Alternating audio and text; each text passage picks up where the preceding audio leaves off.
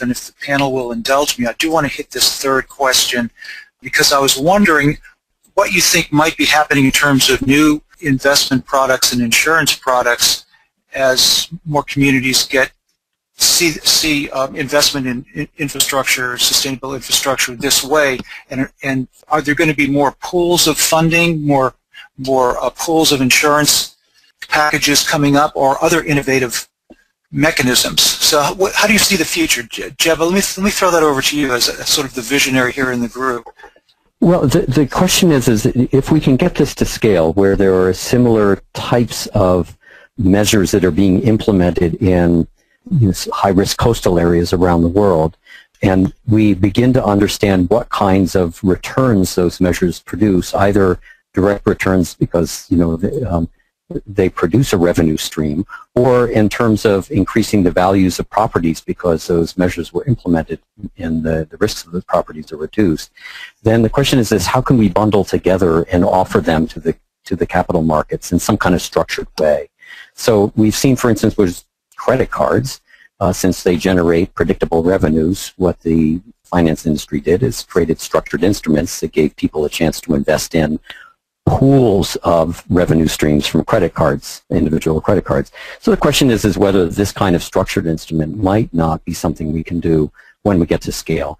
But we're not going to get to that scale until we actually develop more standardized approach city to city.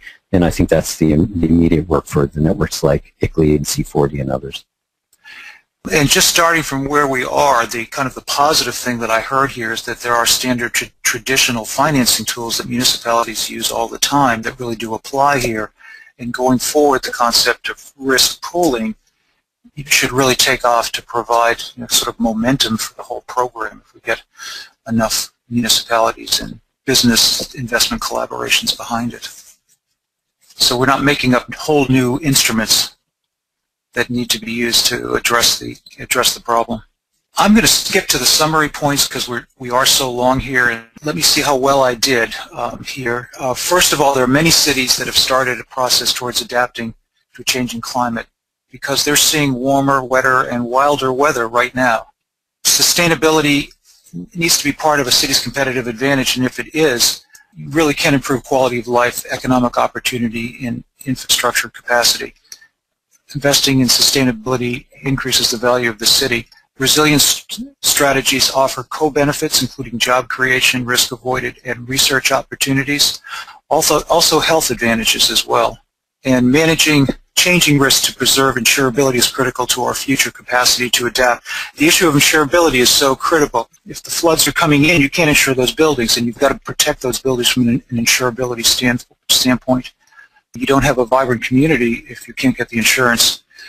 And it's critical, the work that planners do is critical to set the building codes, to create the incentives, to get the infrastructure tools in place to be able to maintain insurability so that the codes and so that investors know what to do. And it's not an end in itself, but it's a way of securing the financial stability and resilience of the economies.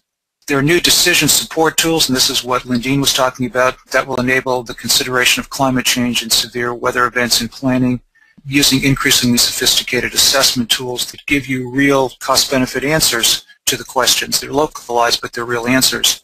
And the same tools permit alternative scenarios to evaluate what investments to make and what would result